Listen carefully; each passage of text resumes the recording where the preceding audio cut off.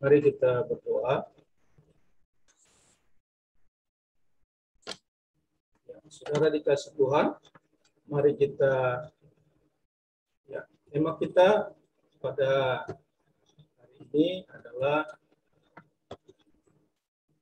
makin tangguh di tengah pandemik. Ya. Untuk kita semua menghadapi pergumulan yang sama. 1,5 tahun lebih ini bukan perkara yang mudah bagi kita. Ada di antara kita mungkin mengalami justru banyak kedukaan karena sanak keluarga, famili, bahkan mungkin orang tua, keluarga kita, ya, Tuhan panggil, bahkan yang dihadapinya itu adalah virus Delta. Ya. Jadi ini peristiwa yang tidak mudah, ya, dan bukan hitungan 1-2 minggu, saudara, tapi sudah 1 tahun lebih kita hadapi. Tapi saudara yang dikasih Tuhan Yesus, bagi kita orang percaya, kita murid-murid Kristus, kita tidak akan menjadi makin lemah di tengah-tengah situasi ini, di tengah pandemi ini. Tapi justru Tuhan mengajarkan kepada kita supaya kita justru makin naik, makin tangguh, ya, makin kuat menghadapi situasi apapun.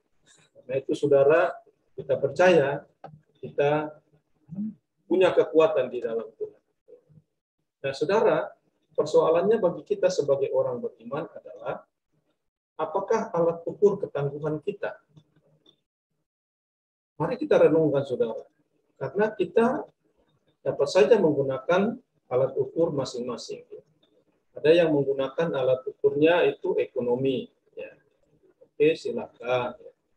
Tapi ada juga yang menggunakan alat ukurnya kesehatan. Ada juga yang menggunakan alat ukurnya bahwa sudah lewati fase di mana dia mendapat vaksin. Jadi masing-masing punya alat ukurnya. Tapi pertanyaan kita, ketangguhan kita ini kita hadapi dengan alat ukur apa yang kita pakai. Nah, dapatkah kita sungguh-sungguh tangguh dalam pandemi ini, saudara? Ya. Dan kita memang tidak tahu masih berapa lama kita harus menghadapinya.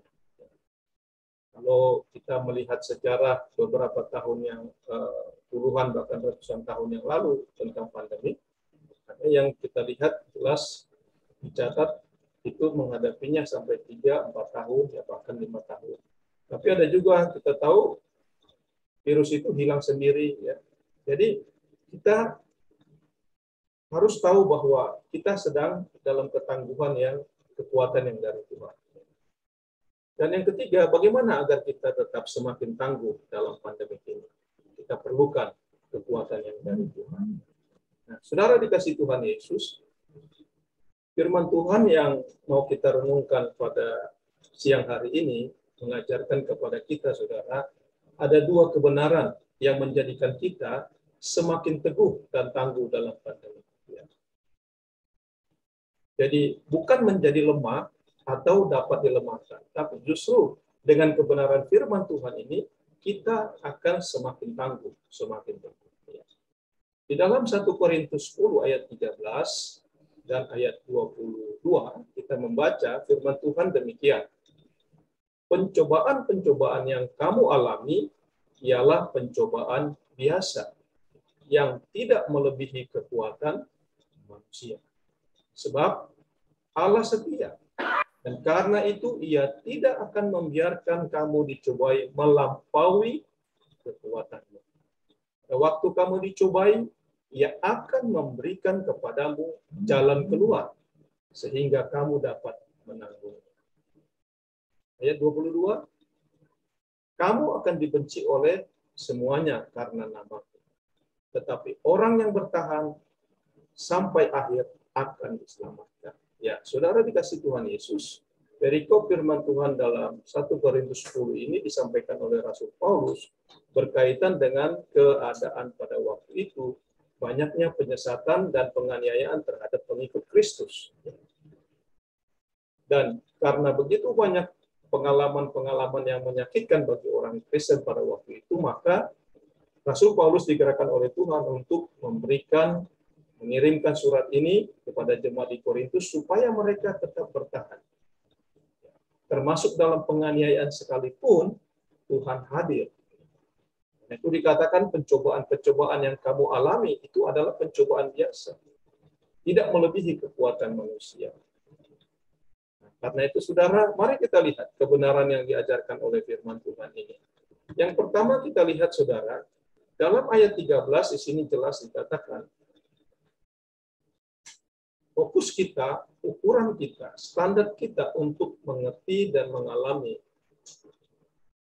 ketangguhan kita, keteguhan kita menghadapi situasi apapun adalah kesetiaan Allah. Ayat 13 bilang, Allah adalah setia. Kesetiaan Allah. Kata kesetiaan Allah itu bukan hanya soal menggambarkan setia dalam hubungannya dan janjinya terhadap umat pilihan, tetapi Allah setia itu juga menyatakan Allah itu benar. Allah tidak pernah salah. Dan Allah tidak boleh dipersalahkan. Allah setia terhadap janjinya. Allah setia terhadap umatnya. Kita dapat melihat dalam evaluasi diri kita sendiri masing-masing, saudara. Kita manusia itu sering tidak setia. Namun Allah tetap setia. Setia terhadap janjinya. Itu dapat kita renungkan ketika kita membaca firman Tuhan dari Kejadian pasal 1, bagaimana Allah setia memelihara umatnya. Pasal 2, pasal 3, seterusnya. Allah memberikan firman-Nya, Dia tetap setia. Manusia menerima firman-Nya hanya dengan kamuflase, hipokrit, ya, tipu daya, mencari keuntungan dari Tuhan. Manusia tidak setia. Saudara, mari kita gunakan ukuran yang dari Allah ini, dari firman Tuhan ini, saudara. Kita adalah manusia yang tidak setia. Bahkan firman Tuhan katakan kita manusia berdosa. Tidak ada yang benar di hadapan Tuhan. Namun, dalam ketidaksetiaan kita itu, Allah tetap setia membimbing kita, menjaga, melindungi kita. Saudara dikasih Tuhan, dari ayat 13 ini jelas firman Tuhan, kita lihat, Roh Tuhan tidak akan membiarkan kita. Kalau konteks dalam 1 Korintus pasal 10 tadi, saudara, itu soal penganiayaan terhadap orang Kristen, pengikut Kristus. Tetapi bagi kita, dalam konteks yang berbeda, kita sedang menghadapi penderitaan oleh karena kita menghadapi pandemik. Nah, meskipun ini dalam situasi yang berbeda, saudara, tapi kebenaran firman Tuhan ini memberikan janji sungguh-sungguh kepada kita. Bahwa Roh Tuhan tidak akan pernah membiarkan kita.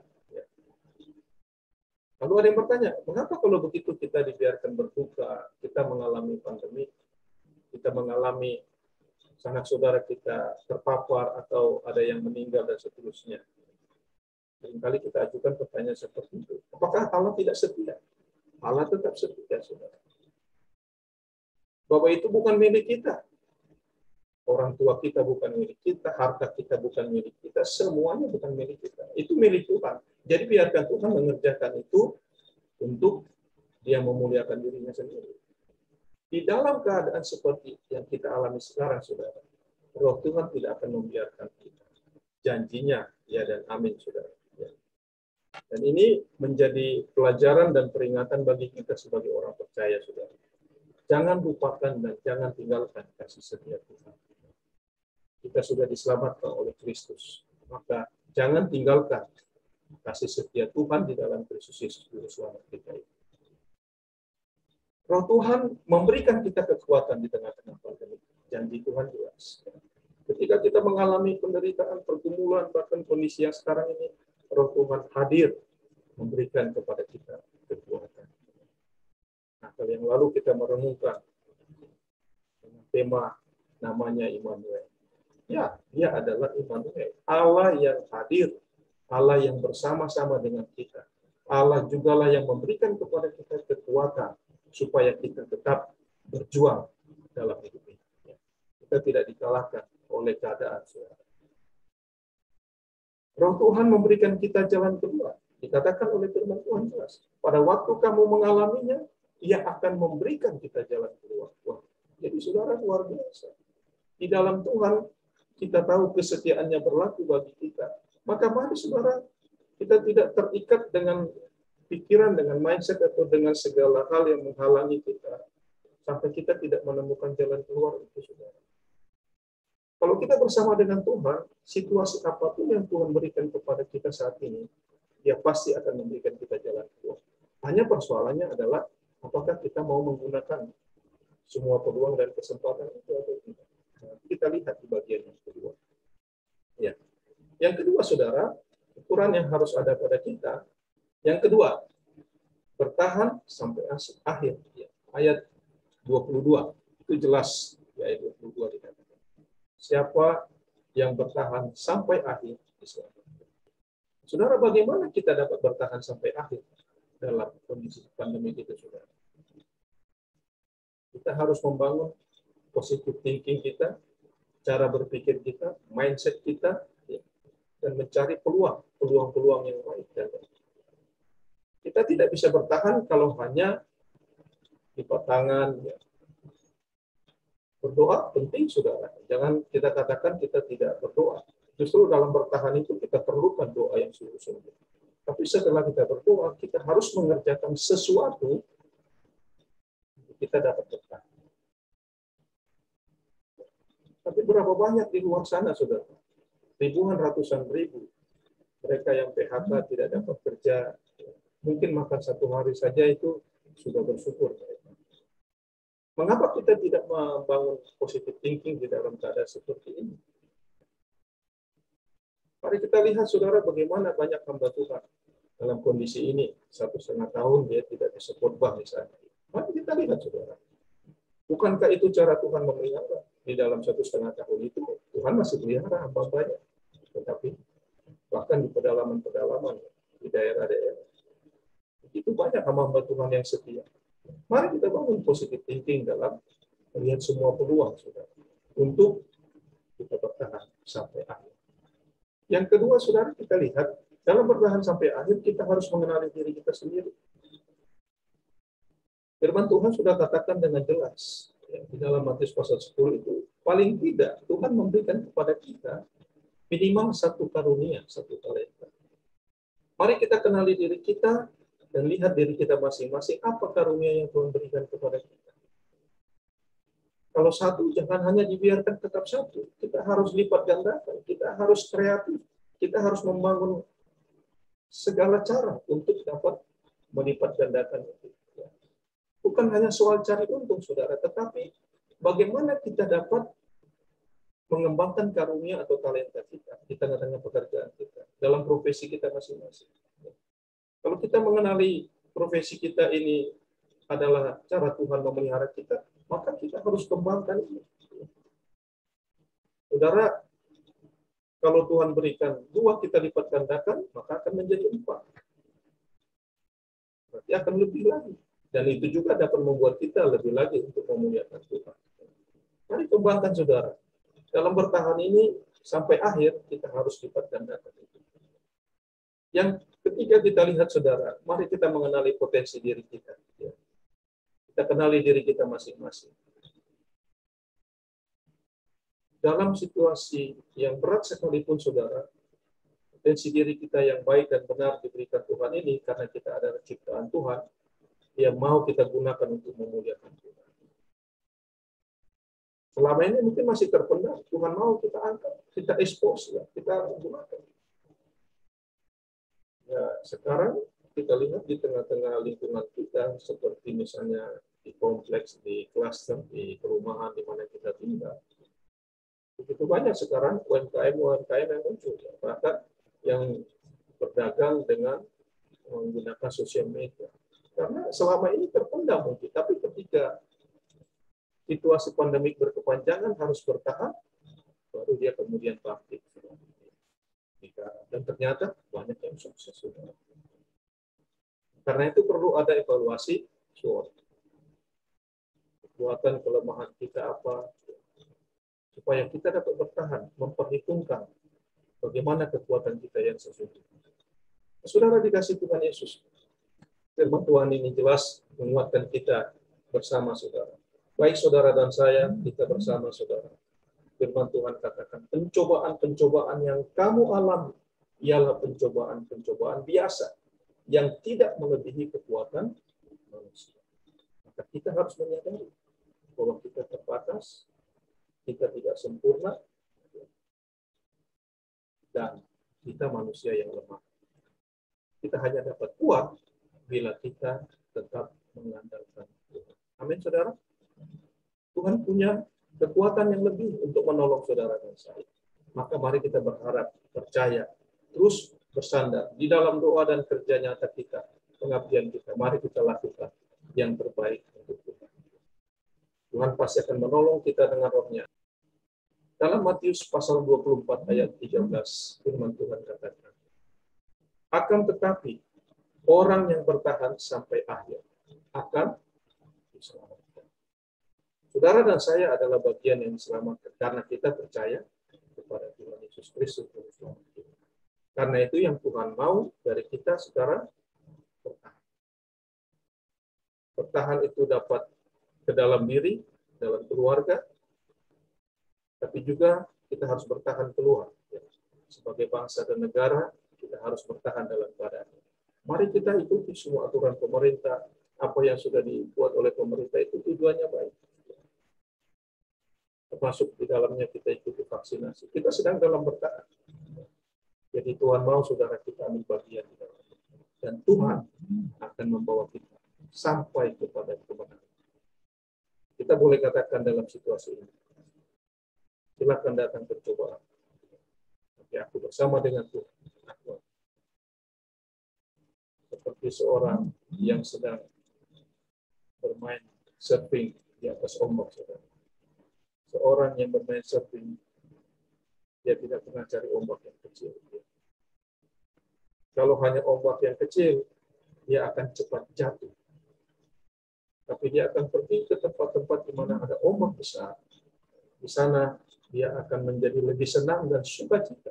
Karena apa? Di atas ombak yang besar itu, dia dapat bermanuver. Dia dapat menunjukkan betapa indahnya ombak itu. Kalau ombaknya hanya 1 meter, belum apa-apa dia sudah jatuh. Dia sudah tenggelam. Tapi ketika ombaknya 5-6 meter, dia bermain di atas ombak itu. Ombaknya bergulung, dia masih bisa sentuh di dalam lipatan ombak, saudara. Muncul dia kembali, wah itu tepuk tangan penonton luar biasa. Jadi saudara dikasih Tuhan, mari kita tunjukkan kesaksian iman percaya kita. Kita bertahan sampai akhir, bukan karena kekuatan kita, tapi karena ada roh Tuhan yang memelihara kehidupan kita. Biarlah firman Tuhan ini memberkati saudara dan saya, dan menolong kita makin tangguh, makin teguh di dalam Kristus. Amin. Tuhan Yesus memberkati kita. Mari kita berdoa. Bapa di sorga, kami bersyukur untuk kebenaran firman-Mu siang hari ini. Terima kasih Tuhan, bahwa yang kami hadapi situasi saat ini bukanlah apa-apa. Tapi karena Tuhan, kami tahu kekuatan kami bersumber dari Engkau. Engkau adalah Allah yang setia. Dalam Roh-Mu yang kudus Tuhan, meneruskan kebenaran firman-Mu dalam hati kami. Ketika kami bekerja berkarya, kami lakukan semuanya untuk kemuliaan nama Tuhan. Terpujilah nama-Mu Bapa. Di dalam nama Tuhan kami Yesus Kristus kami berdoa dan bersyukur.